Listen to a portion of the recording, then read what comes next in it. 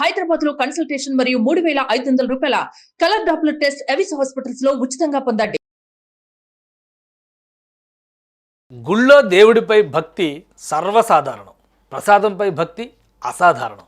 ఇలాంటి మాటలు తిరుపతి లడ్డు తిన్న తర్వాతే బహుశా పుట్టి ఉంటాయి.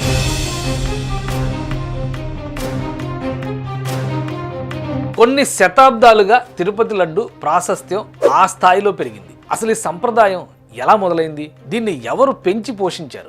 దేశ విదేశాల్లో కూడా ప్రాధాన్యం ఎలా పెరిగింది? మన దేశం ఒక స్టాంపు రిలీజ్ చేసేంత ఘనత ఎందుకు వచ్చింది? జియోగ్రాఫికల్ ఐడెంటిటీ దక్కేంత ఖ్యాతి ఎలా వచ్చింది? తిరుపతి లడ్డుకి ఈ ఖ్యాతి ఏ విధంగా దక్కింది?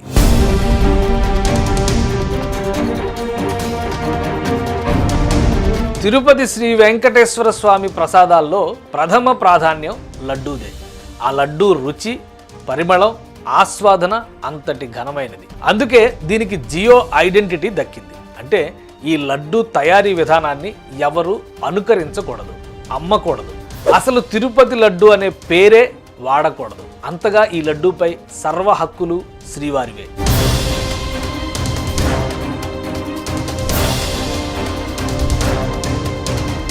రికార్డుల ప్రకారం శ్రీవారి ప్రసాదానికి దాదాపు 1000 ఏళ్ల చరిత్ర ఉంది. వివిధ శతాబ్దులలో వివిధ రూపాల్లో శ్రీవారి ప్రసాదం భక్తుల ఆకలి తీర్చేది. తిరుప్పొంగం, సుఖీయం, అప్పం, వడ, అత్తిరసం, మనోహరపడి ఇలా రకరకాల పేర్లతో రకరకాల ప్రసాదాలని 14, 15 శతాబ్దాల నుంచే ప్రవేశపెట్టారు.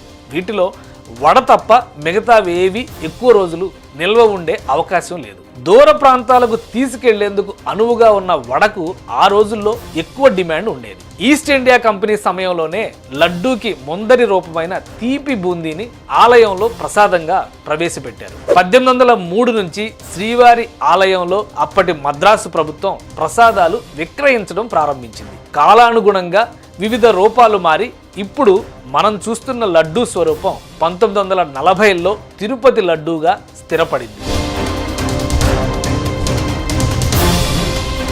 శ్రీవారి లడ్డూల్లో 3 రకాలు ఉన్నాయని మీకు తెలుసా?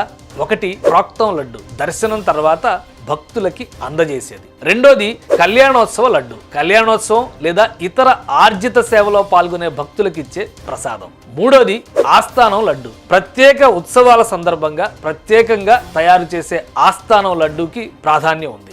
ఆలయంలో వివిధ రూపాల్లో వచ్చేటువంటి గౌరవ అతిథులకి ఇది మాత్రమే ఇస్తారు. దీని బరువు 750 గ్రాములు, అంటే పెద్ద లడ్డు అన్నమాట.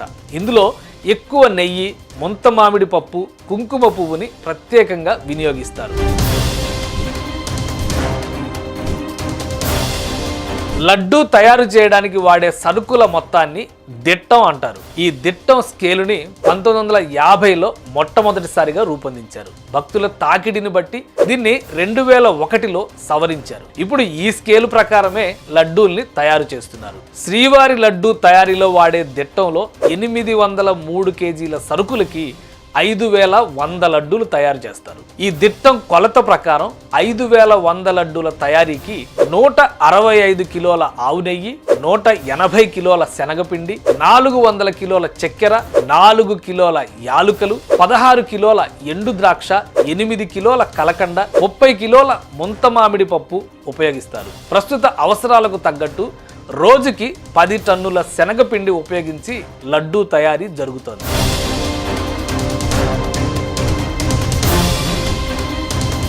భవిష్యత్ అవసరాల కోసం రోజుకి 8 లక్షల లడ్డూలు తయారు చేసే సామర్థ్యంతో శ్రీవారి పోటుని తీర్చిదిద్దారు. ఒకప్పుడు కట్టెల పొయ్యిపైనే ప్రసాదాలు తయారయ్యేవి.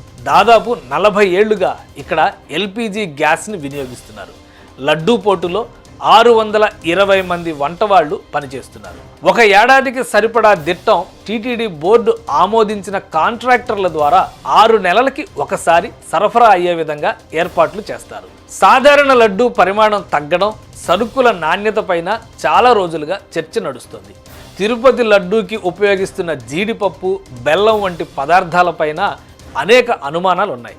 ఫైనల్గా నెయ్యి విషయంలో వచ్చిన నాణ్యత పరీక్షల ఫలితాలు శ్రీవారి భక్తుల మనసుల్లో గుబులు రేపుతున్నాయి. తిరుపతి వెంకన్నకి మాత్రమే పేటెంట్ రైట్ ఉన్న లడ్డూకి పట్టిన మకిలిపై స్పష్టత ఇచ్చే బాధ్యత ఎవరు తీసుకుంటారు? ఇప్పుడు ఇదే $1 మిలియన్ క్వశ్చన్.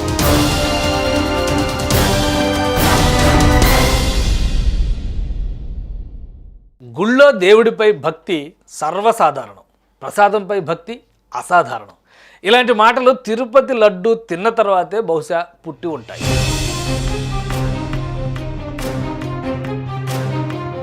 కొన్ని శతాబ్దాలుగా తిరుపతి లడ్డు ప్రాశస్త్యం ఆ స్థాయిలో పెరిగింది. అసలు ఈ సంప్రదాయం ఎలా మొదలైంది? దీన్ని ఎవరు పెంచి పోషించారు?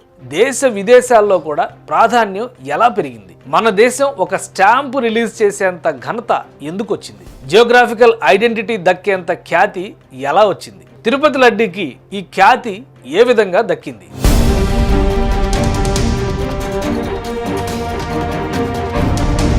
తిరుపతి శ్రీ వెంకటేశ్వర స్వామి ప్రసాదాల్లో ప్రథమ ప్రాధాన్యం లడ్డూదే. ఆ లడ్డూ రుచి, పరిమళం, ఆస్వాదన అంతటి ఘనమైనది. అందుకే దీనికి జియో ఐడెంటిటీ దక్కింది. అంటే ఈ లడ్డూ తయారీ విధానాన్ని ఎవరు అనుకరించకూడదు, అమ్మకూడదు, అసలు తిరుపతి లడ్డు అనే పేరే వాడకూడదు. అంతగా ఈ లడ్డూపై సర్వ హక్కులు శ్రీవారివే.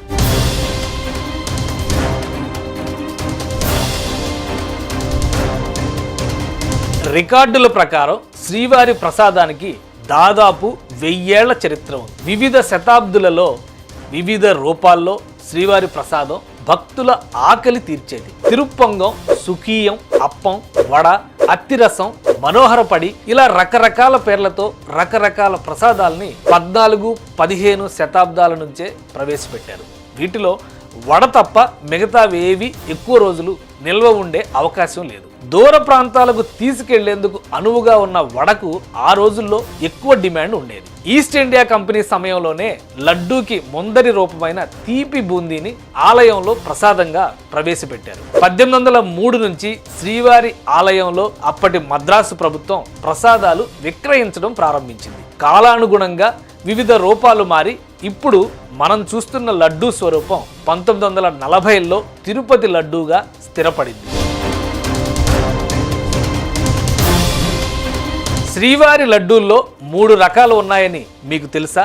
ఒకటి ప్రోక్తం లడ్డు, దర్శనం తర్వాత భక్తులకి అందజేసేది. రెండోది కళ్యాణోత్సవ లడ్డు, కళ్యాణోత్సవం లేదా ఇతర ఆర్జిత సేవలో పాల్గొనే భక్తులకు ఇచ్చే ప్రసాదం. మూడోది ఆస్థానం లడ్డు, ప్రత్యేక ఉత్సవాల సందర్భంగా ప్రత్యేకంగా తయారు చేసే ఆస్థానం లడ్డూకి ప్రాధాన్యం ఉంది.